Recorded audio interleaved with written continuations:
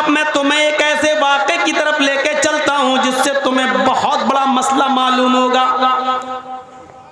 हजरत उमर फारूक खुतबा दे रहे हैं, सुनिए, हजरत उमर फारूक खुतबा दे रहे हैं और उस खुतबे के अंदर अल्लाह के फरमा रहे हैं कि लोगों, आजकल महर बहुत बढ़ गया है। महर, महर जानते हैं ना, लड़की की शादी में जो रखा जाता है उसको आपके यहाँ क्या बोलते हैं?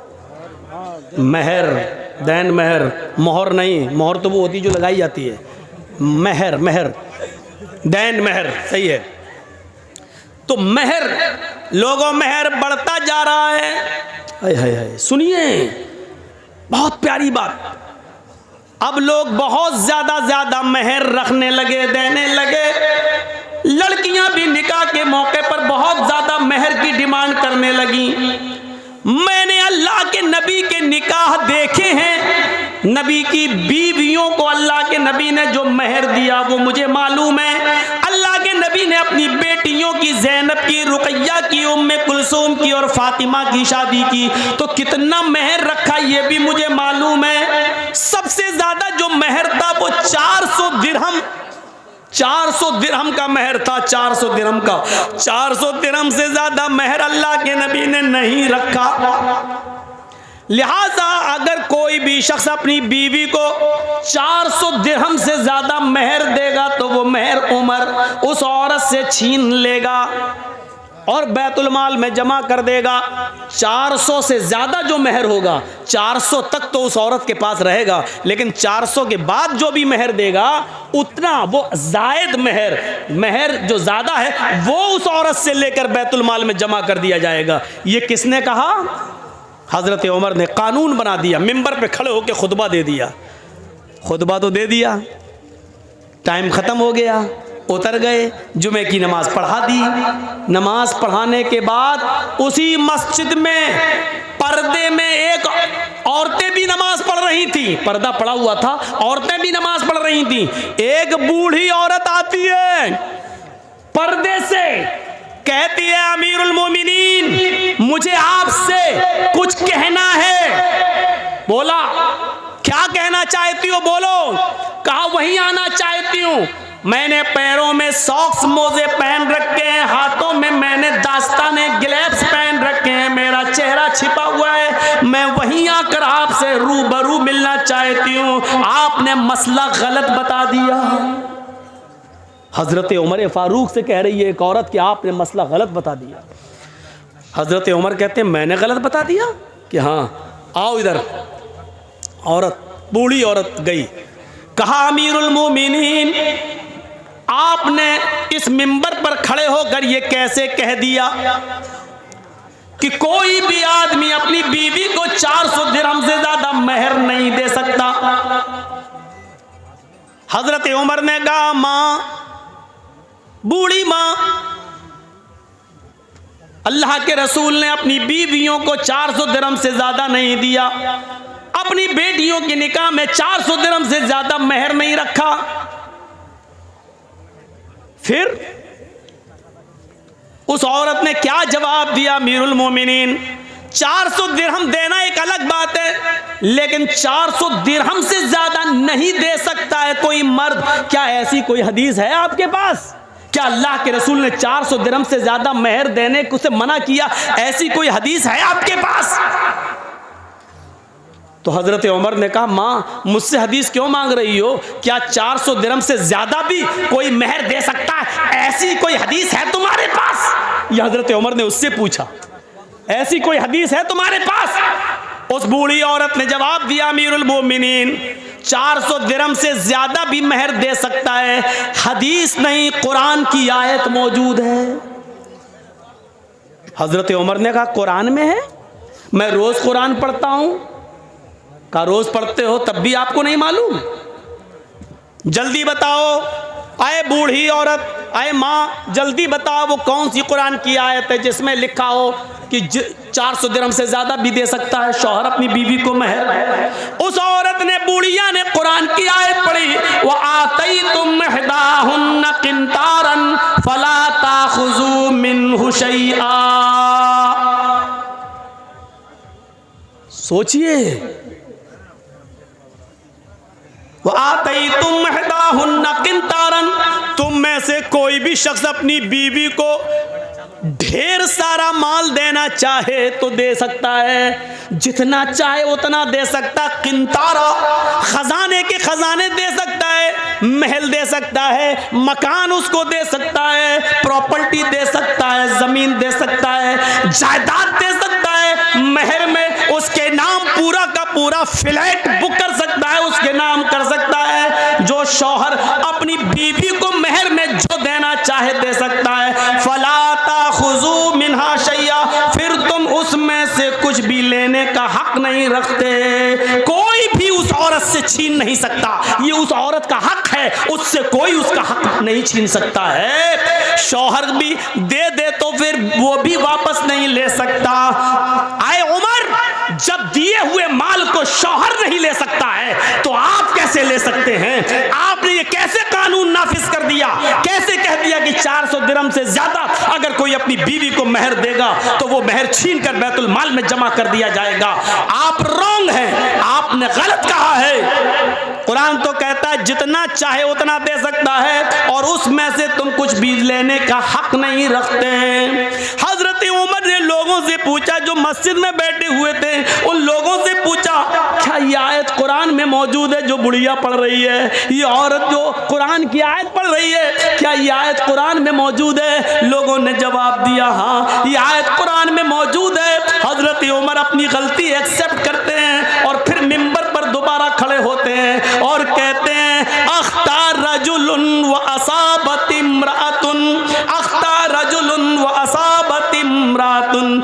मर्द ने गलती की और एक औरत ने दुरुस्त बात की, एक औरत ने सच्ची बात की है, लिहाजा उमर अपनी बात वापस ले रहा है। अब इस औरत की दी हुई कुरान की आयत को नाफिज करता है। लोगों, तुम जितना चाहो अपनी बीवी को महर दे दो, अब मैं किसी से महर की रकम नहीं छीनूंगा और बैतुल माल में जमा नहीं करूंगा। मेरे भाइयों, एक आदमी कोई गलत फैसला कर सकता है, लेकिन दलील आ जाने के बाद, कुरान की आयत आ जाने के बाद उसको मानना ही पड़ता है। जो आदमी गलत ही पर नहीं, मैंने जो कहा वही सही है, सही बात आ जाने के बाद भी गलती पर लटका रहे, नहीं मैंने जो कहा वही सही है, तो ये चीज गलत होती है। हजरत उमर फारूक ने कहा, अख्तर रजुलन, मैंने गलती की है, मर्द से खता हो गई, औरत ने सच्ची बात कही है, और फिर अपनी बात को वापस ले लिया। यही है सलफ, यही है मेरे भाइयों इस्लाम की। सही बात आ जाने के बाद आदमी सही बात को ले ले और अपनी पुरानी रविश छोड़ दे, अपना पुराना तरीका तर्क कर दे, अपना पुराने तरीके से तौबा कर ले और सही बात पर अमल करना शुरू कर दे। ऐसी कितनी मिसालें मेरे भाइयों हमें और आपको, हम और हमारे और आपके सामने आनी चाहिए, जिससे आपको पता चल सकता है, पता चल जाएगा कि शरीयत के अंदर कुरान और हदीस से बढ़कर कोई नहीं है, कोई नहीं है। जर्जीस भी गलत हो सकता है, इस मस्जिद इसमें मदरसे में और इस स्टेज पर बोलने वाले मौलाना से भी गलती हो सकती है, लेकिन कुरान और हदीस की दलील आ जाने के बाद फिर मेरे भाइयों, मैंने कहा ना, दिमाग वहीं लगना चाहिए, हम जो कर रहे हैं वो सही है कि नहीं, हम जो कर रहे हैं वो कुरान और हदीस में कैसा है। मेरे भाइयों, इस चीज को आप देखिए, अपना दिमाग वहीं पर लगा दीजिए। आइए मैं आपको एक और जबरदस्त वाक़े की तरफ लेके चलना चाहता हूं। जबरदस्त वाक़या, जबरदस्त। हजरत उस्मान गनी का ज़माना है, सुनिएगा। और एक वाक़या जो हाँ बाद में आ रहा है वो पहले वाक़े से ज़्यादा मज़ेदार। हजरत उस्मान गनी के ज़माने में एक वाक़या पेश आ गया।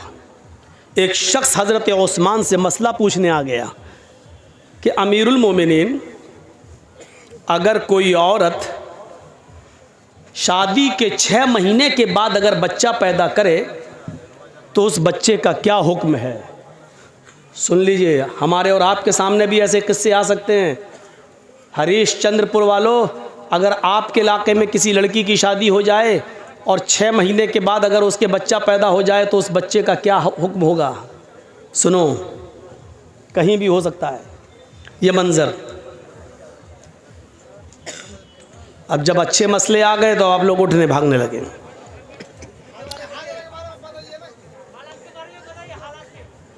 अब हम हर आदमी के कहने पर तो नहीं चल सकते हैं भाई। हर आदमी अगर राजीव गांधी बनेगा तो कैसे काम चलेगा? नहीं, आपको कुरान हदीस नहीं सुनना है। ये जलसा आपने दीन के नाम पे किया है कि योगी और मोदी के नाम पे किया है? तुम कहोगे हालात के नाम पे चलना है। मौलाना कहते हैं कुरान हदीस बोलो, अहले हदीस पे बोलो, इस पे बोलो, तो हर आदमी के कहने पर तो नहीं चल सकता हूँ ना। मैंने बंगाल के अंदर 20 साल से तकरीरें की हैं, लेकिन सच बताऊं आपने रिकॉर्ड तोड़ दिया है। इस गांव ने रिकॉर्ड तोड़ दिया है।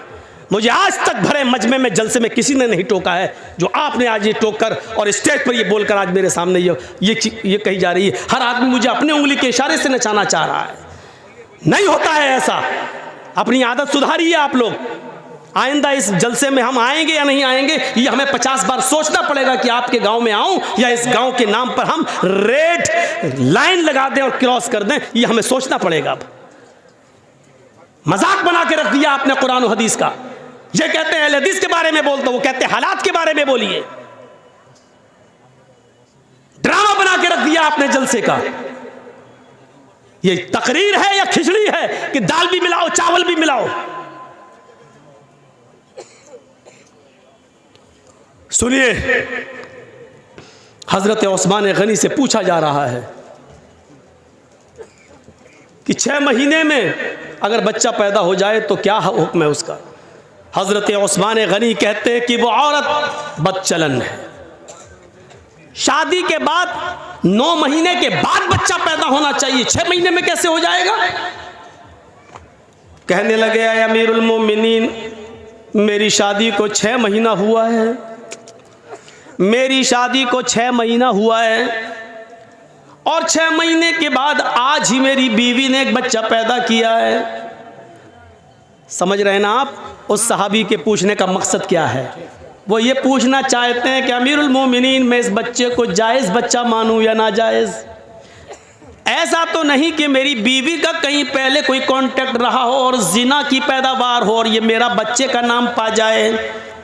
हज़रत उस्मान गनी कहते हैं कि बिल्कुल नहीं, वो औरत बदचलन है तुम्हारी, लिहाजा उसने 6 महीने में जो बच्चा पैदा कर दिया वो गलत किया है।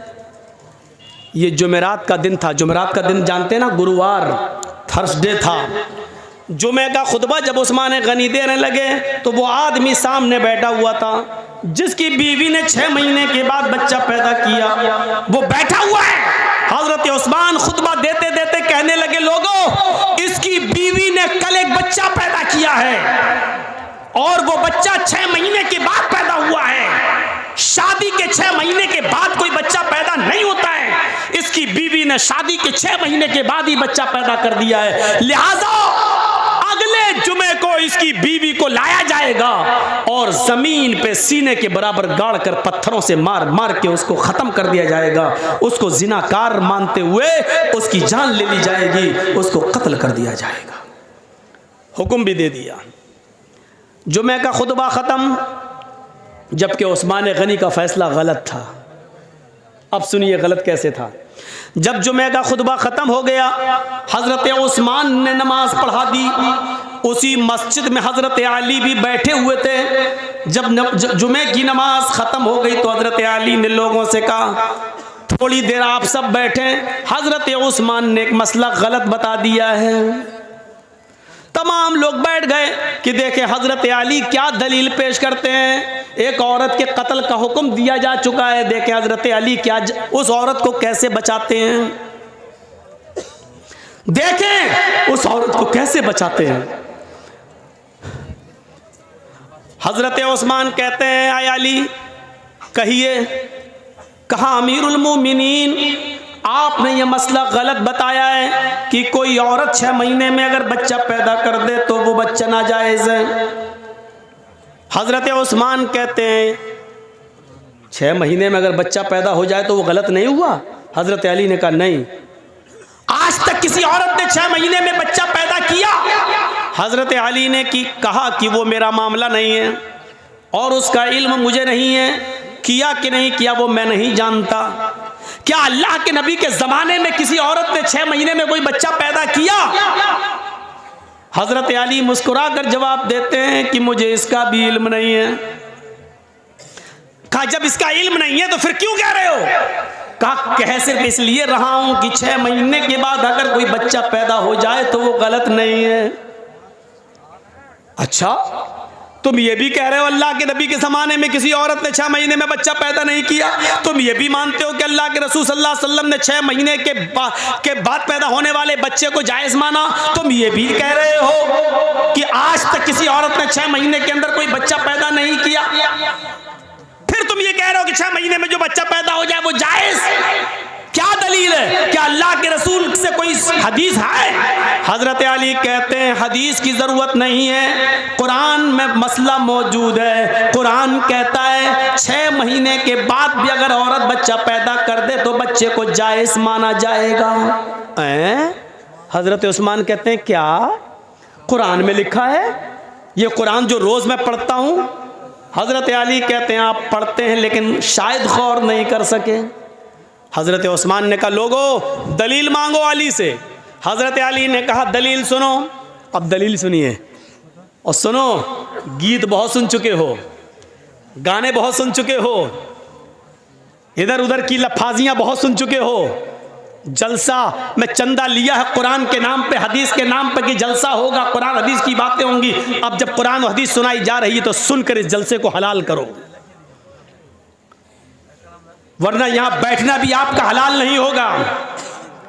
सुनो, हजरत अली दलील दे रहे हैं। दलील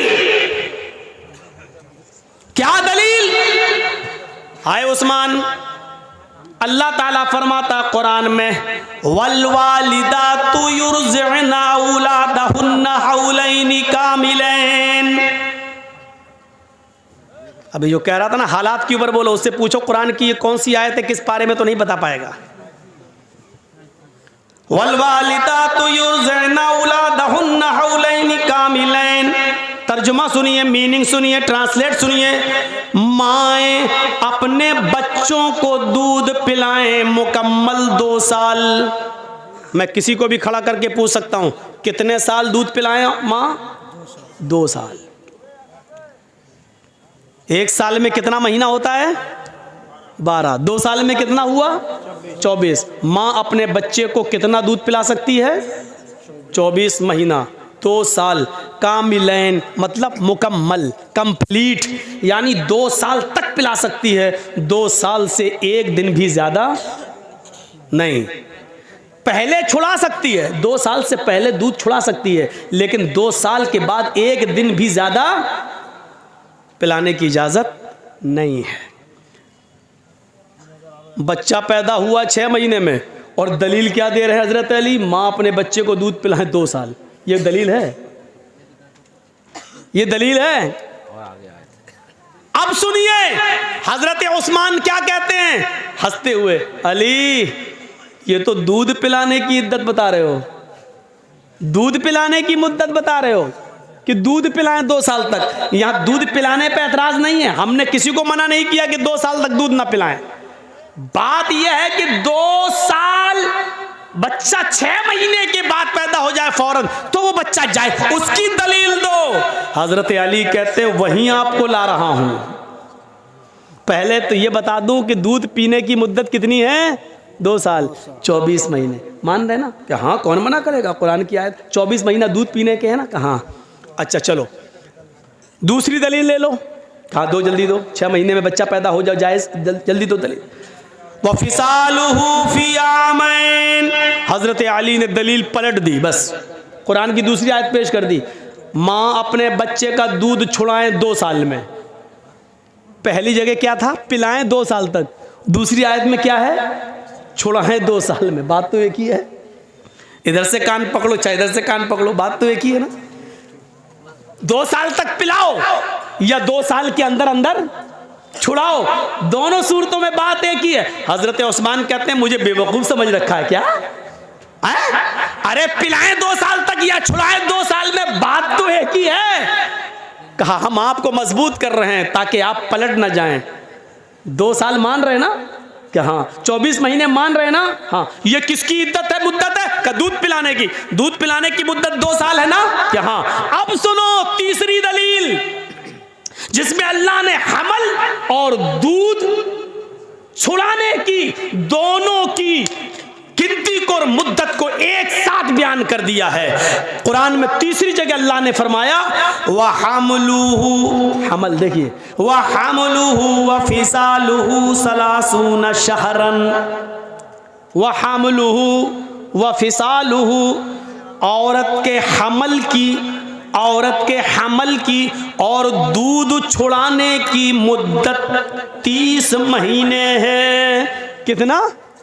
सलासून शहरन, कितना महीना? 30, 10, 20, 30, कितना हुआ? 30 महीना। आए उस्मान, 30 महीना किसकी मुद्दत है? हजरत उस्मान कहते हैं हमल की और दूध छुड़ाने की। क्या मानते हो ना? दोनों की मुद्दत कितनी है? का 30 महीना। 30 महीने में 24 महीने आप अलग कर दो दूध छुड़ाने के या दूध पिलाने के, ये दोनों की मुद्दत है ना 30, और अल्लाह दूध पिलाने की मुद्दत 24 महीने बता चुका है, यानी 24 महीने तक बच्चा दूध पी सकता है। तो 24 महीने 30 में से आप माइनस कर देंगे, 30 में से 24 को माइनस करो तो कितना बचा? हजरत उस्मान कहते हैं 6 का वहमलुहु, यही हमल की मुद्दत है। वहमलुहु वफिसालुहु सलासून शहरन, यही हमल की अकल्ले मुद्दत है, यानी औरत कम से कम 6 महीने के बाद बच्चा पैदा अगर करती है तो वो बच्चा जायज माना जाएगा, वो बच्चा नाजायज नहीं माना जाएगा। 6 महीने से पहले अगर कोई बच्चा पैदा करती है औरत तो वो बच्चा नाजायज माना जाएगा, वो बच्चा हराम माना जाएगा। लेकिन 6 महीने के बाद अगर कभी भी बच्चा पैदा करती है तो वो बच्चा जायज है। आइए मैं तुम्हें लेके चलता हूं एक ऐसे मंजर की तरफ, आपको बड़ी हंसी आएगी, आपको बड़ा मजा भी आएगा, लेकिन मजा देने के लिए और हंसाने के लिए मैं आपको तकरीर नहीं कर रहा हूं। यहां आपको बुखारी शरीफ की एक हदीस का वाकया सुनाने जा रहा हूं, लेकिन इस वाकये में ही आपको थोड़ी सी मुस्कुराहट आ जाएगी। 2 कदीम सहाबा हैं और सफर कर रहे हैं। एक का नाम है हजरत अम्मार और एक का नाम है हजरत उमर फारूक का तो नाम बहुत अच्छी तरह जानते हो, और अम्मार का भी नाम जानते होगे, हजरत सुमैया के बेटे हैं अम्मार। वो सुमैया जिनको शर्मगाह में नेज़ा दाखिल कर दिया गया था और इस्लाम में पहली जो शहीद हुई थी खातून वो। अब सुन लीजिए आप मेरी बात, अब जिसका पेशाब लग रहा हो वो उसको भी रोक लो, यहीं पर मत जाने दो यार, ये बार बार उठ रहे हैं मेरे सामने। असल में बात ये नहीं है, मेरे सामने उठना गलत नहीं है। एक बार हैदराबाद में मैं तकरीर कर रहा था तो कोई मेरे सामने से उठा तो मैं समझा पेशाब करने जा रहा है। वो पेशाब करने के बजाय वो सीधा मेरे माइक आके पकड़ के फेंक देता है, और उसके बाद में लाठी डंडे और टमाटर अंडे चले वहाँ फेंके गए। तो मुझे वही मेरे दिमाग में भरा हुआ है, जब भी सामने से कोई उड़ता तो मुझे डर लगता है कि ये माइक पकड़ने ना आ रहा हो। अब वही दिमाग है। मैंने कहा नहीं वो भूखा आदमी, उससे पूछा 2 क्या कहता 4 रोटी। तो जो दिमाग में भरा होगा वही है ना, तो मेरे दिमाग में ये भरा है। जो भी सामने से उड़ता है मैं समझता हूँ ये माइक पकड़ने तो नहीं आ रहा है। जैसे अब ये मौलाना मेरे कान में बोले तो मुझे यही लगा, कहीं कुछ लगा मुझे, लेकिन वो कान में बोल दिए, समझा दिए, ठीक है। तो सुनिए, एक थे अम्मार और एक थे उमर, दोनों सफर में थे। अब मैं अपनी स्पीड थोड़ी स्लो कर रहा हूँ, आपको तभी आप समझ पाएंगे। दोनों सफ़र कर रहे हैं और रात में एक जंगल से गुज़र हो रहा है। सोचते ख़तरनाक जानवर हैं, इसलिए इसी जंगल में सो लिया जाए, आराम कर लिया जाए। उन्होंने अपनी अपनी चादर बिछाई और सो गए। फजर की नमाज में दोनों को उठना था, फजर की नमाज में दोनों को उठना था। बड़ा दिलचस्प वाक़या सुना रहा हूँ, आपको भी मज़ा आएगा, सुनिए। और जिनको मसला मालूम नहीं होगा वो मसला भी जान जाएंगे। दोनों को फजर की नमाज में उठना था और दोनों फजर की नमाज के वक्त उठे, लेकिन दोनों ही जुम्बी हो गए। जुम्बी समझते हैं? दोनों को ही गुस्ल की ज़रूरत पड़ गई। अब तो समझ गए ना, खुलकर कहने की ज़रूरत नहीं है। यानी दोनों इंसान हैं, आदमी सोता है, दोनों को ही नाइट फॉल हो गया।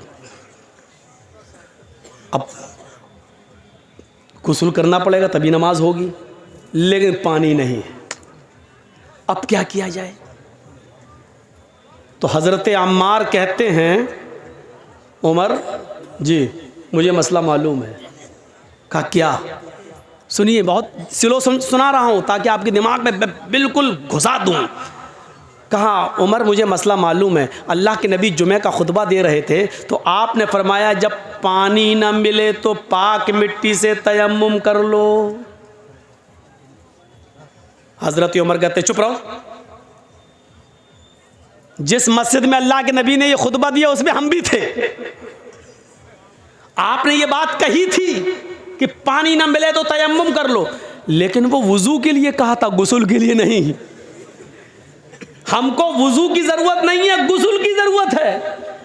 अल्लाह के रसूल ने उस मस्जिद में जो जुमे का खुतबा दिया था उसमें यह कहा था कि अगर वुजू के लिए पानी ना मिले तो तयम्मुम कर लो, दोनों हाथ पाक मिट्टी पे मार के फूंक लो, चेहरे पे फेर लो, दायां हाथ बाएं हाथ पर और बायां हाथ दाएं हाथ पर फेर लो तो तयम्मुम हो जाता है। ये अल्लाह के नबी ने बताया था।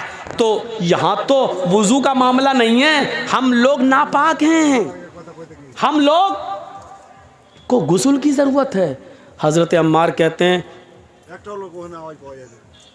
हजरत अम्मार कहते हैं तो एक काम करिए ना, वुजू में हाथ पैर मुंह कुल्ला किया जाता है और ये सब धुला जाता है, हमको गुस्ल की जरूरत है, इसलिए पूरे जिस्म पे मिट्टी फेर लेते हैं।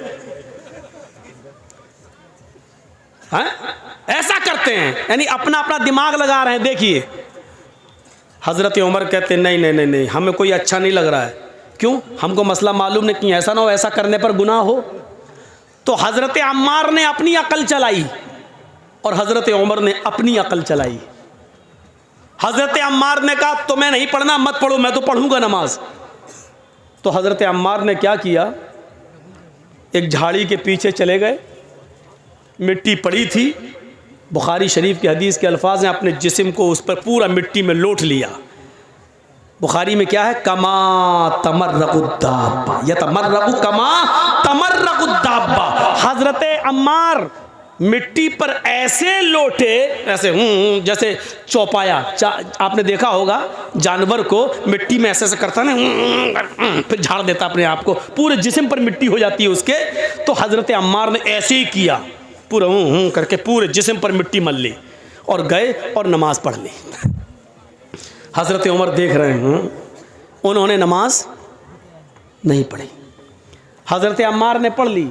हजरत उमर ने कहा पता नहीं सही हुआ कि गलत, नहीं, उन्होंने अपनी अकल दौड़ाई, नमाज नहीं पढ़ी। शहर में गए, सुबह सूरज निकलने के बाद पानी मिल गया और जैसे ही पानी मिला तो हजरत उमर ने सबसे पहले गुस्ल करके फजर की नमाज कज़ा कर ली, पढ़ ली। उस ज़माने में मोबाइल का दौर नहीं था। दबाया, हाँ जर्जी साहब ज़रा बताइए तो, मालूम है रात के 3 बजे लोग हमें परेशान कर देते कभी कभी, इसलिए मोबाइल बंद कर दिया, रख दिया। 3 बजे पूछते हैं मौलाना साहब फला हॉस्पिटल में मेरी बीवी एडमिट है, बड़ा अच्छा अल्लाह ताला ने अभी अभी एक बेटा दिया, क्या नाम रखूं? अरे बच्चा आज पैदा हुआ है, कभी ने 7वें दिन नाम रखना है, तुझे अभी ज़रूरत क्या थी, सुबह पूछ लेता। रात में 3 बजे फ़ोन करा, क्या नाम रखूं? तो ये परेशान करने वाले लोग भी होते हैं, 3 बजे फ़ोन कर रहे हैं। कहा अरे मौलाना खुशी थी इसलिए बोल दिया। तो बोलो ना मौलाना साहब हमारे बच्चे के लिए दुआ करना, अल्लाह ताला ने चांद सा बेटा दिया। ये क्या नाम, 3 बजे फ़ोन कर रहा था। तो उस ज़माने में फ़ोन का ज़माना नहीं था, अल्लाह के रसूल से मसला मालूम कर लिया जाए। अब सुनिए, अम्मार इब्ने यासिर ने नमाज पढ़ ली, हज़रत उमर ने नहीं पढ़ी। जब सूरज निकल गया, पानी मिल गया, तब उमर फारूक ने नमाज पढ़ ली। जब सफ़र ख़त्म हुआ तो ये दोनों जब मदीने आए तो अल्लाह के नबी सल्लल्लाहु अलैहि वसल्लम से दोनों ने अपना अपना किस्सा बयान किया कि अल्लाह के रसूल बताइए हम दोनों में कौन सही, हम दोनों में कौन सही? तो अल्लाह के नबी ने फरमाया अच्छा दोनों को गुस्ल की ज़रूरत पड़ गई? कहा अम्मार तुमने क्या किया? कहा अल्लाह के रसूल हमें तो मालूम था पानी ना मिले तो तयम्मुम कर लो। तो अल्लाह के रसूल ने फरमाया जी बिल्कुल। तो हज़रत उमर ने कहा ये तो आपने वुजू के लिए कहा था, इन्होंने पूरे जिस्म पर मिट्टी मल ली। तो अल्लाह के रसूल ने कहा अम्मार क्या किया था तुमने? कहा कि मैं तो ऐसे लोटा मिट्टी पर जैसे 4 पैर वाला जानवर जमीन पर लोटता, पूरे जिस्म पर मिट्टी मल ली। तो अल्लाह के रसूल मुस्कुराए और मुस्कुरा कर कहते हैं कि अम्मार तुमने गलत किया, तुम्हें ऐसा नहीं करना चाहिए था। अब हज़रत उमर बड़े खुश हैं, ये गलत हो गए तो हम तो सही हुए होंगे, इनकी गलती है तो हम सही हो गए, हमने नमाज नहीं पढ़ी हम सही हो गए। तो कह ले और पूरे जिस्म पर मिट्टी मल लो हो गए ना। तो कहा हज़रत अम्मार ने, अल्लाह के नबी इनका सुनो, इन्होंने क्या किया? तो हजरत उमर से पूछा तुमने क्या किया? कि अल्लाह के रसूल जब तक पानी नहीं मिल गया मैंने गुस्ल ही नहीं किया। नमाज का वक्त निकल गया, सुबह सूरज निकलने के बाद पानी मिला तो मैंने वुजू बना गुस्ल किया, फिर नमाज पढ़ी। आपने कहा उमर तुमने भी गलत किया है? इस मैदान में जितने लोग जमा है सुनो, अम्मार की बात को अल्लाह के रसूल रिजेक्ट कर रहे हैं, पुराने सहाबी, और हजरत उमर फारूक की बात को भी रिजेक्ट कर रहे हैं, जबकि वो भी पुराने साहबी। बल्कि उमर फारूक के बारे में तो कहा था लौ कान बादी नबीयुल्लाह काना उमर, अगर मेरे बाद कोई नबी होता तो कौन होते? उमर। इतना बड़ा मकाम, लेकिन अल्लाह के नबी ने क्या कहा? तुमने भी गलत किया। अय उमर और अय अम्मार, दोनों का तयम्मुम एक ही है, वुजू का भी और गुस्ल का भी। अगर गुस्ल की भी जरूरत पड़ गई थी तब भी वही तयम्मुम करना चाहिए था जो नमाज के लिए किया जाता है, जो वुजू के लिए किया जाता है। बस यही काफी था। अपने दोनों हाथों को जमीन पर मारते, उसको फूंकते। देखो तयम्मुम का तरीका क्या है। ये मान लीजिए मिट्टी है, ये मिट्टी होना जरूरी है। बहुत से लोग ये पक्की दीवारों पे ऐसे मार देते हैं, नहीं चलेगा। बहुत से लोग पुती हुई दीवारों पे मार देते हैं, ऐसे नहीं चलेगा। माफ कीजिएगा, बड़ी मौजरत के साथ, नहीं चलेगा। मिट्टी होनी चाहिए, और वो भी पाक। ऐसे दोनों हाथ जमीन पे ऐसे मारिए, ये ऐसे किया, और ऐसे करने के बाद ऐसे नहीं मलना है, ऐसे करके ऐसे नहीं मलना, पूरा वो आपका पाउंड क्रीम यही लग जाएगी। ऐसे नहीं करना है। ये ज़मीन पे मारा, तयम्मुम का तरीका सीखिए। ये ज़मीन पे मारा, फिर ये बस जितनी भी उड़ जाए मिट्टी तुम्हारे हाथ में लगी हुई, ऐसे करके उड़ गई। अब इन्हीं हाथों को ऐसे करना है। देखिए हो गया। अब यही हाथ दोबारा नहीं लेना है, इसी हाथ को बाएं हाथ के ऊपर ऐसे यहां तक ये कर लिया, और इस हाथ को ये तयम्मुम हो गया। तो अल्लाह के नबी ने कहा था यकफी हाकज़ा, तुम्हारे लिए इतना कर लेना काफी था। तुमने पूरे जिस्म पर मिट्टी मल ली, तुमने भी गलत किया। और अव्वल वक्त पर नमाज न पढ़ के सूरज के निकलने तक इंतजार करके फिर गुस्ल के लिए पानी मिल गया, तब पानी नहाकर फिर तुमने नमाज पढ़ी, तुमने भी गलत किया, क्योंकि नमाज को उसके अव्वल वक्त से निकाल दिया। तो अब आप समझ रहे हैं गलती किन किन से हो सकती है। हज़रत अम्मार से भी हो गई, हज़रत उमर से भी हो सकती है, तो मौलवी जर्जी से क्यों नहीं हो सकती है? ओफो, ऐसी नई नई बातें जो अभी तक नहीं सुनी हो वो तो सुन नहीं रहे। हालात पे बोलो। अरे हालात पे क्या बोलो? हालात तो ये हैं कि यूपी में देख लीजिएगा वही फिर आ रहा है घूम फिर के, जिसके सर पे बाल नहीं है। और क्या सुनना चाहते हो? हालात पे सुनना चाहते हो तो इन चैनल वालों को बुलाना छोड़ दो, इन पे पाबंदी लगा दो, हालात पे बोलना शुरू कर देंगे। ये लोग ऐसी ऐसी चीजें और हेडिंग बना के पेश करते हैं कि यूपी में 6 महीने तक हमारे ऊपर पाबंदी लग गई है, हम यूपी में प्रोग्राम नहीं कर सकते। हालात पे तुम बुलवाते हो, पाबंदी यूपी में लग रही है मेरे ऊपर। इन लोगों ने, अभी मैंने वसीम रिजवी के ऊपर तकरीर की, मैंने कहा कि सब कुछ बदल दिया तेरा, सब कुछ बदल दिया। मैंने ये कहा मशीन कैसे बदलेगा? मैंने कहा खतना इशारा था। इन कमीनों ने मशीन तक बना दी, एडिट कर दिया, उसका फोटो बना दिया, और उस शर्मगाह भी बना दी, और मेरा फोटो भी लगा दिया। अब बताइए कि इनसे क्या उम्मीदें रखी जाएं? आप कहते हैं हालात पे बोलो, अभी तकरीर खत्म नहीं होगी, सुबह का सूरज बाद में निकलेगा, ये अपलोड करके पहले डाल देंगे, और सुबह मेरे घर पे सीआईडी पहुंच जाएगी। आप किसी के बेटे हैं, हम किसी के बेटे नहीं हैं।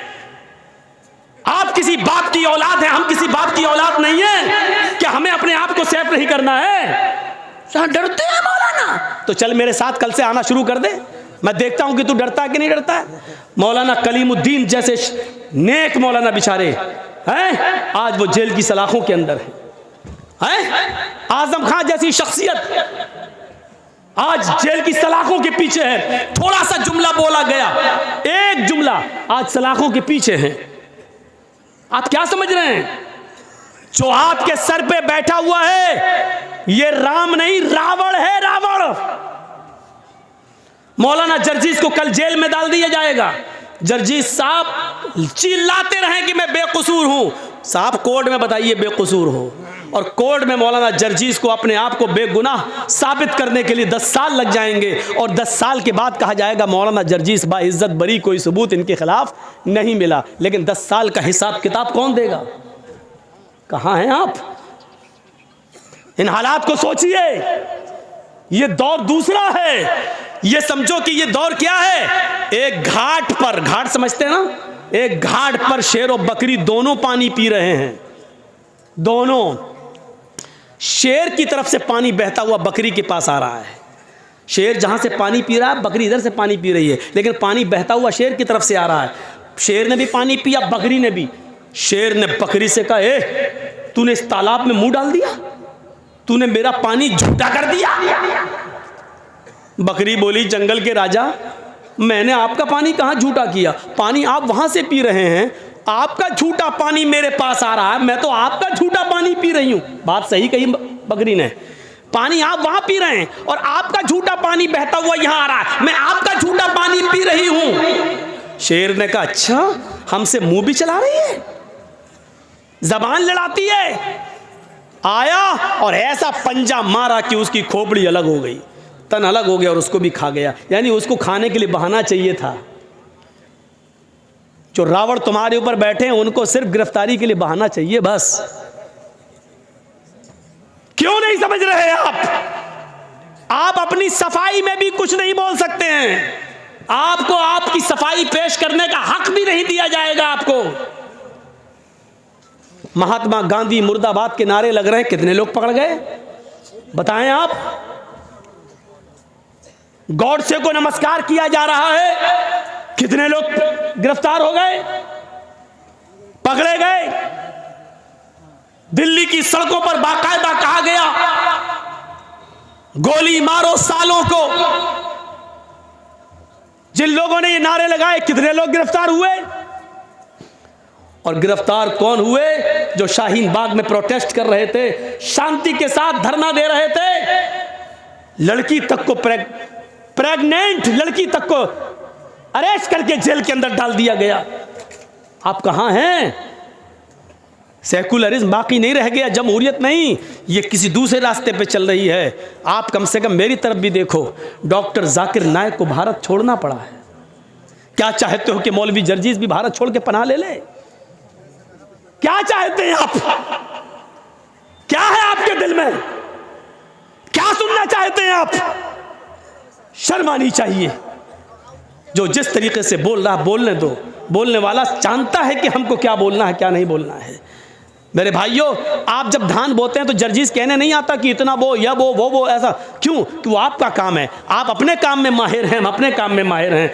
हर आदमी अपने काम में एक्सपर्ट होता है। मुझे क्या बोलना है, क्या नहीं बोलना है, कहां कौन सी बात कहना है, इस काम के लिए मौलवी लोगों को आजाद छोड़ दो। मेरे भाइयों, मदरसों में क्या पढ़ाया जाता, मदरसों के लिए छोड़ दो। आप हर किसी को मशवरा मत दीजिए।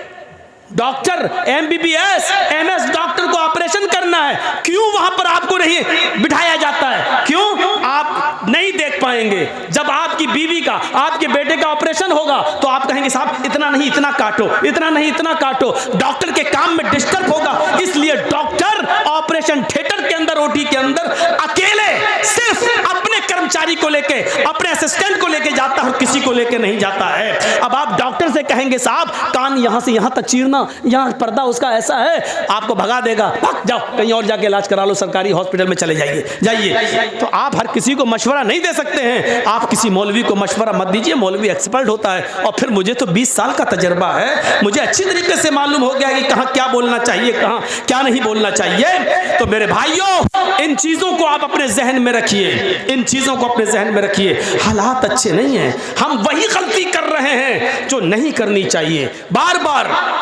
बार मैं आपको एक इशारा कर रहा हूं, याद रखिएगा। कुछ लोग नारे लगा रहे हैं, अब हमारी लिंचिंग हो रही है, नारे लगाए जा रहे हैं और नारे लगा के हमें बरगलाने की कोशिश की जाएगी। जहां 2-4 दाढ़ी वाले मिलेंगे वहीं पर जय श्री राम के नारे लगा के हमें बरगलाने की कोशिश की जाएगी। अक्लमंद इंसान वो है जो इनके बरगलाने में ना आए और खामोशी के साथ गुजर जाए। ये अक्लमंदी है इस जमाने में। आज के इस दौर में जरूरी नहीं है। अब सुन लो मेरी बात, अगर कोई पागल कुत्ता मौलाना जर्जीस को काट ले उसके पैर में, तो उसका जवाब क्या कि मौलाना जर्जीस भी उस पागल कुत्ते के पैर में काटने जाए? आप क्या कहोगे जर्जीस को? एक पागल कुत्ते ने हमें काट लिया है, अब हम भी पकड़ो पकड़ो पकड़ो और काट रहा, लोग कहेंगे कितना बड़ा पागल है। यही पागल है। अगर कोई पागल कुत्ता हमारे पैर में काट ले तो इसका यह मतलब नहीं है कि जर्जीस साहब भी उस पागल कुत्ते को काटने जाएं। कुछ लोग इस वक्त पागल हो चुके हैं पावर को देखकर।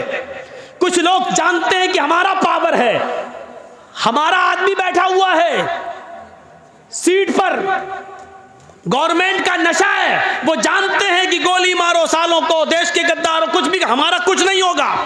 पूरे दिल्ली में ट्रंप के जाने तक तो मैं कुछ नहीं बोलूंगा, ट्रंप के जाने के बाद हम आपकी भी नहीं सुनेंगे। इस तरीके की बातें जो कही गई हैं, वो जानते हैं कि हमारा कुछ नहीं होगा। मेरे भाइयों सुन लीजिए, आप ये हालात बना दिए गए हैं, ऐसे मौके पर खामोशी का मुजाहरा कर रही है आप।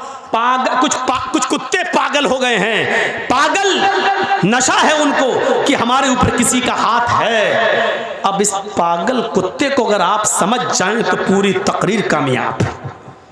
मैं नाम नहीं लूंगा, सॉरी, माजरत के साथ, आप मुझे आइंदा बुलाएं या ना बुलाएं, मैं नाम नहीं लूंगा, लेकिन इस पागल कुत्ते को अगर आपने समझ लिया तो समझ लो कि पूरी तकरीर समझ गए आप। मेरे भाइयों, अगर कुछ पागल कुत्ते हमारे पैर में काट लें तो इसका यह मतलब नहीं है कि हम भी उस पागल कुत्ते को काटने जाएं। हाथी चलता रहता है, कुत्ते भौंकते रहते हैं। अब हाथी अगर उन कुत्तों के भौंकने पर पीछे मुड़ मुड़ के देखने लगे तो हाथी अपनी मंजिल तक कभी नहीं पहुंच पाएगा। तुम्हें अपनी मंजिल पर पहुंचना है। हाथी चल जा रहा है, वो पीछे मुड़ के नहीं देख रहा है, क्योंकि वो जानता है कि इनकी आदत भौंकने की है, ये भौंक भौंक कर खुद ही थक जाएंगे। हाथी अपनी मंजिल को पा लेता है। मुसलमानों, तुम्हें अपनी मंजिल तक जाना है।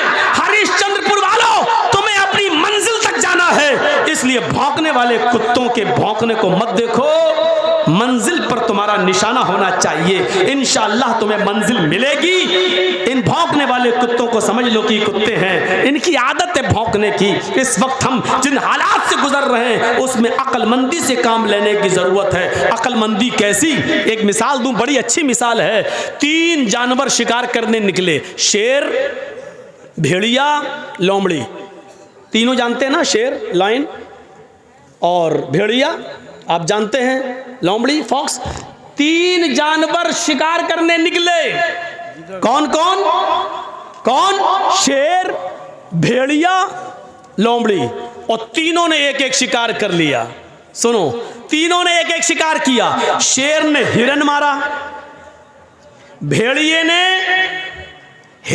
शेर ने हिरन मारा, भेड़िए ने बकरी मारी और लोमड़ी ने खरगोश, रैबिट का शिकार कर लिया।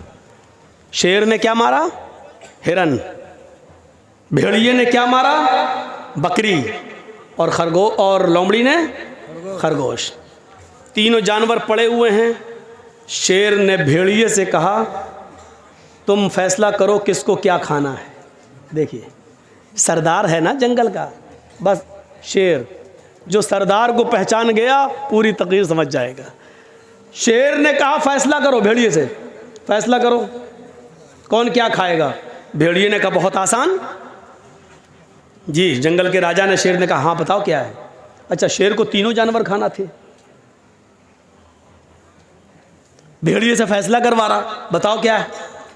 भेड़िए ने कहा बहुत आसान, हिरन आप खा लीजिए, बकरी मैं ले लेता हूं, लोमड़ी को खरगोश दे देते हैं। शेर ने कहा ये कोई फैसला है?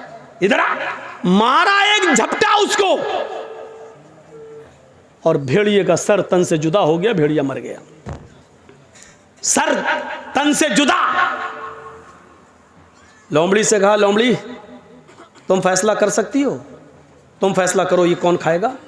लोमड़ी कहती बहुत आसान। कहा क्या? बोलो। कहा साहब हिरन आप सुबह नाश्ते में खा लीजिए, शाम को बकरी खा लीजिए, और बीच में जब जायका, मुंह का जायका बदलना हो तो आप खरगोश का टेस्ट कर लीजिए। तीनों जानवर आपके हैं। सुबह उठो, नाश्ते में आप हिरन खा लो, शाम को बकरी खा लो, और बीच में दोपहर में आप खरगोश का टेस्ट कर लो। शेर ने कहा वाह लोमड़ी वाह, कितना अच्छा फैसला किया तूने, इतना अच्छा फैसला करना तुझे किसने सिखाया? लोमड़ी ने कहा इस भेड़िए ने। समझ गए आप? गुस्सा भी आया है मुझे, लेकिन अब हंस दिया हूं मैं आपके सामने। मैं बहुत गुस्से में था, लेकिन अब हंसी आ गई मुझे। शेर ने कहा वाह क्या फैसला किया है, इतना अच्छा फैसला करना तुझे सिखाया किसने? लोमड़ी क्या कहती है इस भेड़िए ने, यानी भेड़िए से मैंने इबरत हासिल कर ली।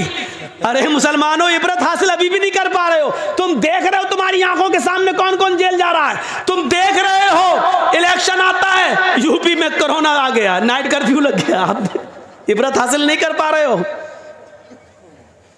अब जब हमारा शेर को समझ गए ना, हमारा शेर जब देख लेगा यूपी में हम हार रहे हैं, तो ऐन मौके पर इतना भयानक कर्फ्यू लगाएगा, यूपी में हो सकता है कि 3-4 महीने के लिए इलेक्शन टल भी जाए।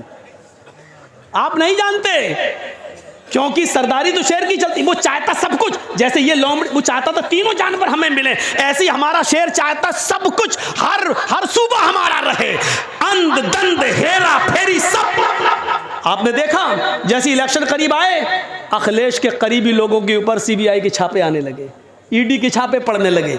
यही हाल आपके बंगाल का भी था। जैसे जैसे इलेक्शन करीब आए, देखा कैसे छापे मारे गए, सबको इस्तेमाल करके देखा गया। आप अक्लमंद थे, अक्लमंदी का सबूत दे गए। बिहार वाले बेवकूफ़ थे बेचारे, पागलपन का सबूत दे के मर मिटे। दुआ कर देता हूँ अल्लाह यूपी के मुसलमानों को भी बंगाल के मुसलमानों से अक्लमंदी सीखने की तौफीक अता फरमा। बस ये दुआ ही कर सकता हूँ। बस मेरे भाइयों, मैंने बहुत कुछ कह दिया है, बल्कि सब कुछ कह दिया है। कल इसी बात को कट कर करके जी हिंदुस्तान दिखाएगा, देखो कैसे डरा रहा है ये मौलवी, कैसे डरा रहा मौलवी। इनको नित्यानंद पंडित का बयान नहीं सुनाई देता है, वो कैसे डरा रहा वो नहीं दिखाई देता है। इसको जो नारे बीजेपी के नेता लोगों ने लगाए हैं दिल्ली में, वो नहीं सुनाई देते। मौलाना जर्जीस बोल रहा है बंगाल में, और ये दिखा रहे हैं यूपी में। साहब 6 महीने तक जर्जीस साहब जब तक इलेक्शन नहीं हो जाए यहाँ कोई जलसा नहीं कर सकते। लीजिए, मेरे घर नोटिस आ गया, मेरे पास पाबंदी आ गई। अरे भैया दीनी जलसे तो करने दो, मुझे किसी के स्टेज पे मत जाने दो, दीनी जलसे तो करने दो। साहब दीनी जलसे भी नहीं करने देंगे। ये तो ये कहो कि जुमे पे इनकी हुकूमत नहीं चलती, वरना ये तो कहते जुमा भी नहीं पढ़ाने देंगे। अब जुमा पढ़ने के लिए मैं जिस मस्जिद में जाता हूँ, वहाँ के लोग कहते हैं मौलाना जुम्मे में आप ही पढ़ाइए। अब जो मौलाना बेचारा खुद पढ़ाना ही नहीं चाह रहा है, वो कह रहा आप पढ़ा। जुमा तो हमें कहीं ना कहीं पढ़ना ही है। जब हम वक्त से पहले पहुंचते हैं जुमा पढ़ने के लिए, तो आदमी जिस मस्जिद में भी चला जाऊं, मौलाना साहब आप आ गए तो हमारी खुश नसीबी है, पढ़ा दो। अब उनको थोड़ी मालूम है कि हम किस मस्जिद में जा रहे हैं जुमा पढ़ने। जुमा पढ़ा देता हूं मैं, जुमा पढ़ा देता हूं। पाबंदी लगाई है तो तकरीरों पे ना लगाई है, जलसों पे, जुमे पे थोड़ी लगाई है। तो मेरे भाइयों, हमें जो कुछ कहना होगा जुमे के खुतबे में कह देंगे, इशारों ही में सही। तो आप फैसला करना सीख जाइए, इबरत लेना सीख जाइए, कम से कम थोड़ी देर के लिए लोमड़ी बन जाइए। आपको मालूम है कि आपका मुकाबला किससे है। लोमड़ी से पूछा वाह इतना अच्छा फैसला करना तुझे किसने सिखाया? उसने कहा भेड़िए ने, यानी भेड़िए ने ये फैसला किया और उसका अंजाम मैंने देख लिया, इसलिए मेरा भी अंजाम ना हो, इसलिए मैंने भेड़िए से ये इबरत हासिल कर ली। जो लोग जेलों में जा चुके हैं, जो लोग काटे जा चुके हैं, जो लोग जेलों में सड़ रहे हैं, मुसलमानों उनसे इबरत हासिल कर लो, उनसे इबरत हासिल कर लो, और अपने आप को मसलिहत के साथ, दूरअंदेशी के साथ आप काम करिए। मैं मना नहीं कर रहा हूं, बोलिए, हक बात बोलिए, डंके की चोट पे बोलिए, लेकिन आप उसको सलीके से बोलिए। आपको ये कहने की जरूरत नहीं चल बैठ खा ठूस। आप इस बात को यूं भी कह सकते हैं, खा लो ना, देसी मुर्गा ही चाहिए था ना, लो खा लो। आप इसको यूं भी बोल सकते हो। मेरे भाइयों, दूरअंदेशी अगर हमारे पास आ गई, बस एक चीज और बताऊंगा आपको कि गलती किसी से भी हो सकती है। हजरत सुलेमान और दाऊद अलैहिस्सलाम के ज़माने में, दाऊद बाप हैं, सुलेमान बेटे हैं, एक किस्सा, एक वाक़या पेश आ गया। बुखारी शरीफ की हदीस है। देखिए, दाऊद अलैहिस्सलाम भी नबी हैं और सुलेमान अलैहिस्सलाम भी नबी हैं। एक औरत, दो औरतें अपने अपने दोनों के पास एक एक बच्चा था और एक एक बच्चा दोनों लेकर निकली। उनका गुजर एक जंगल से हो रहा था। दोनों औरतें जंगल में थोड़ा आराम करने लगी। जंगल में एक भेड़िया आया। बुखारी शरीफ की हदीस है, एक भेड़िया आया और उस भेड़िए ने एक औरत के बच्चे को, छोटी और बड़ी औरत जो थी, एक छोटी थी एक बड़ी थी, बड़ी औरत का बच्चा भेड़िए ने मुंह में दबाया, ले गया और फाड़ के खा गया। यानी बड़ी औरत के बच्चे को भेड़िया खा गया। बुखारी शरीफ की हदीस सुनिए, मंजर देखिए।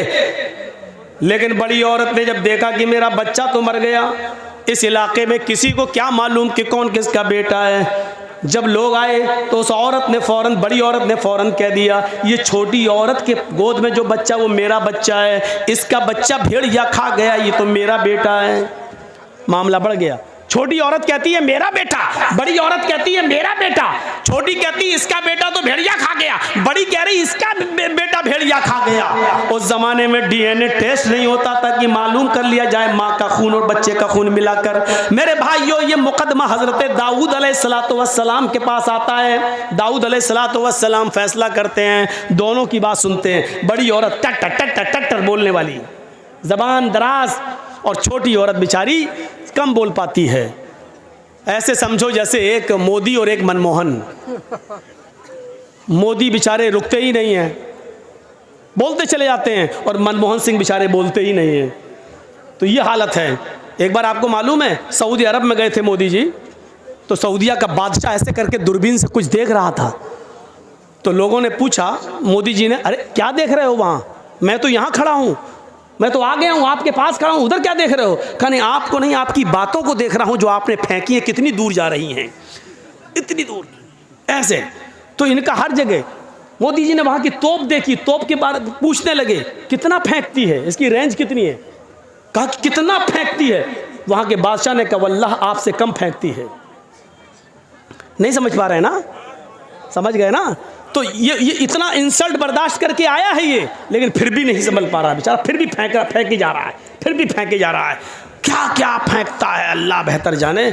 मेरे भाइयों, राहत इंदौरी ने कहा था, उसको कोई काम आता हो या ना आता हो, झूठ बड़ा शानदार बोलता है, झूठ बड़ा शानदार बोलता है। ऐसा शानदार झूठ जो आपको झूठ लगेगा ही नहीं, आपको ऐसा झूठ। ये भी एक कला होती है, ये भी एक कला। इस कला को भी बहुत से लोग सीखने की कोशिश कर रहे हैं। झूठ ऐसा बोलो कि पता भी न चले कि, और झूठ भी हो, पता भी न चले। जैसे मौलाना जर्जीस को पुलिस ढूंढते हुए यहाँ आ जाए, स्टेज पर यहाँ मिल जाए, और वो मुझे पहचानती ना हो, मुझे पहचानती ना हो, और मुझसे ही पूछ रही हो, मौलाना जर्जीस को देखा, मौलाना जर्जीस को देखा। जर्जीस साहब स्टेज से नीचे कूद गए, स्टेज से नीचे कूद गए। हाँ, क्या पूछ रहे थे? पुलिस वाले से पूछने लगे, क्या पूछ रहे थे? अरे मैं पूछ रहा हूँ मौलाना जर्जीस को देखा? अभी तो यहीं थे स्टेज पर, अभी तो यहीं देखा था, अभी यहीं थे, स्टेज पर थे बस। अब पुलिस वालों अभी स्टेज पे थे, तब कहाँ चला गया? झूठ, पकड़ पकड़ पकड़।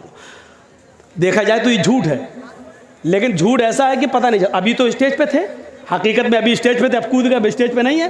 पुलिस वालों ने पूछा कहाँ थे? वो मौलाना जर्जीस को देखा।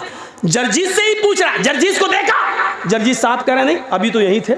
जर्जीस साहब ने कहा अभी तो यहीं थे, 2 कदम हट गए हम इधर, 2 कदम हट गए। जी क्या?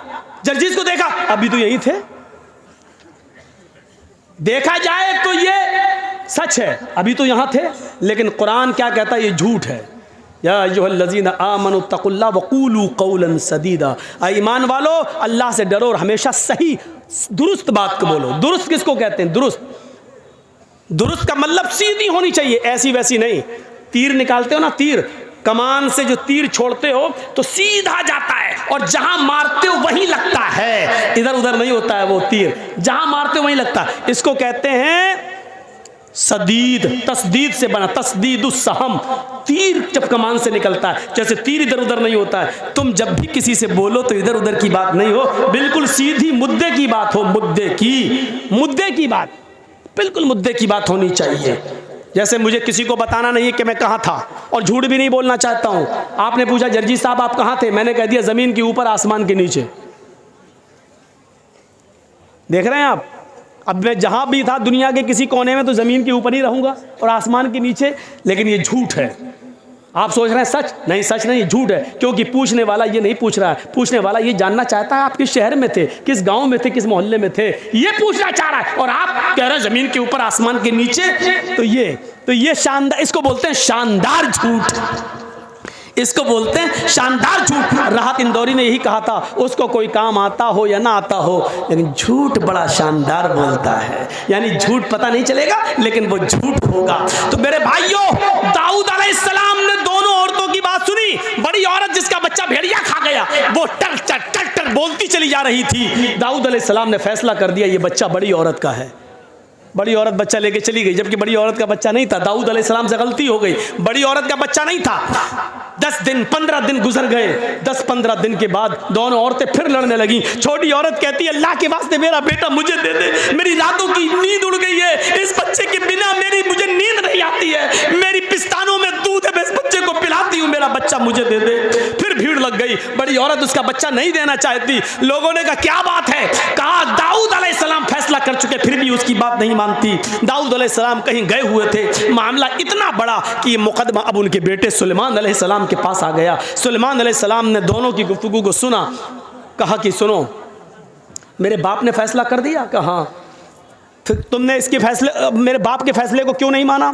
छोटी औरत से कहा। छोटी औरत ने कहा कैसे मान लूं जब बेटा मेरा है? सुलेमान अलैहिस्सलाम ने कहा फिर मेरा भी फैसला नहीं मानोगी? अगर मैं आज भी कोई फैसला कर दूं तो फिर जिसके हक में होगा वो खुश हो जाएगा, तुम्हारे अगर हक में नहीं गया तो तुम उसको नहीं मानोगी। कहने लगी कैसे बताऊं कि ये मेरा बेटा है? सुलेमान अलैहिस्सलाम ने कहा लाओ मैं सच्चा फैसला करता हूं। देखिए एक जज की ड्यूटी क्या होती है, अगर फैसला सही नहीं हो रहा हो तो डरा भी सकता है। सुलेमान अलैहिस्सलाम ने कहा लाओ तो मैं इस बच्चे के बारे में सच्चा फैसला करता हूं। जमीन पर लिटा दिया, कहा जी बिस्किन छुरी लाओ। छुरी आ गई। सुलेमान अलैहिस्सलाम ने कहा तुम कहती हो मेरा बेटा, तुम कहती हो मेरा बेटा, एक फैसला हो जाता उस फैसले को मानती नहीं हो, दूसरे के पास फैसला करने आई, मैं कैसे मान लूं कि मेरा फैसला तुम मान लोगी? लिहाजा इसका फैसला यही है कि मैं इस बच्चे को बीच से काट देता हूं, 2 टुकड़े कर देता हूं, कमर से इस बच्चे को काटना शुरू करता हूं, इसको 2 टुकड़े कर देता हूं। एक टुकड़ा छोटी औरत को दे दूंगा और एक टुकड़ा बड़ी औरत को दे दूंगा। सुलेमान अलैहिस्सलाम ने जैसे ही छुरी उस बच्चे की कमर पे रखी और उसके ऊपर थोड़ा सा प्रेशर दिया, छुरी से जैसे लगे कि मैं काटने जा रहा हूं। हालांकि एक नबी किसी बच्चे को कैसे काट सकता है, लेकिन सुलेमान अलैहिस्सलाम ने जैसे ही छुरी उस बच्चे के बीचों बीच कमर पे रखी, छोटी औरत जिसका बच्चा था चीख पड़ी, ऐ सुलेमान ला तफअल हाकज़ा वल्लाही हाज़ा हुआ। ऐ सुलेमान आप इस बच्चे के टुकड़े टुकड़े मत कीजिए। आए सुलेमान ये मेरा बेटा नहीं है, मैं झूठ बोल रही हूँ। आए सुलेमान ये मेरा बच्चा नहीं है, मैं झूठ बोल रही हूँ, इस बच्चे को काटिए मत, ये उसी का है। वल्लाही हुआ हाज़ा, अल्लाह की कसम वो बच्चा इसी औरत का है, इसी को दे दीजिए, मुझे नहीं चाहिए। उसकी आंखों में आंसू आ गए छोटी औरत के और रोती हुई जाने लगी। बड़ी औरत मुस्कुरा रही है, खड़ी है, कट जाए मेरा क्या, मेरा तो बच्चा ही नहीं है, उसको कोई परवाह नहीं थी। जैसे ही छोटी औरत जाने लगी और बड़ी औरत बच्चे को उठाने आई, सुलेमान अलैहिस्सलाम ने कहा दूर दूर। उसने कहा क्या हुआ? आपके सामने उसने अल्लाह की कसम खाकर कह दिया ये मेरा बेटा नहीं है, इसका है। सुलेमान अलैहिस्सलाम कहते यही तो मैं देखना चाहता था, यही तो मैं देखना चाहता था। उसकी आंखों से निकलने वाले आंसू और उसकी तड़प ये बतला रही थी कि मेरा बेटा मरना नहीं चाहिए, मुझे भले ही ना मिले, इसी को मिले, मिल जाए, कभी कभी देख लिया करूंगी, आंखों को ठंडक मिल जाएगी, लेकिन मेरा बेटा जिंदा तो रहेगा, अगर कट गया तो न मेरा रहेगा ना इसका रहेगा। आए औरत, उस औरत की आंखों से गिरने वाले आंसुओं ने बता दिया है कि ये बच्चा उसका है, तेरा नहीं, मेरे बाप से गलत फैसला हो गया है। उठाया उस बच्चे को, कहा औरत इधर आ। छोटी औरत और कहा ये बच्चा तेरा है, इस बच्चे को तू पकड़, इस बच्चे की मालिक तू है, इस बच्चे की माँ तू है। मैं कहना ये चाहता था, इंसान होने के नाते गलती किसी से भी हो सकती है, लेकिन सही फैसला जाने के बाद फिर अपनी गलती पर कायम नहीं रहना चाहिए। तो मेरे भाइयों, ये चंद बुनियादी बातें मैंने 12:40 तक आपके सामने खिताब के तौर में दी हैं। मुझे उम्मीद है कि इंशाअल्लाह ये खिताब आपके दरमियान एक इनकलाब पैदा करेगा। हम अल्लाह से दुआ करते हैं कि बारे अल्लाह हमारी ख़ताओं को माफ़ फरमा दे, हमारे गुनाहों को बख्श दे, हम जमीआ मुसलमानों पर रहम फरमा। अल्लाह हम सबको आपस में भाई भाई बना दे और एक प्लेटफार्म पे हमको जमा कर दे। जब तक तू हमें ज़िंदा रख, इस्लाम पे ज़िंदा रखना, और जब हमारा ख़ात्मा हो तो ईमान पर हमारा ख़ात्मा फरमाना। वमा अलैना इल्लल बलागुल मुबीन व आखिरु दावाना अनिल हम्दुलिल्लाहि रब्बिल आलमीन। अस्सलामु अलैकुम।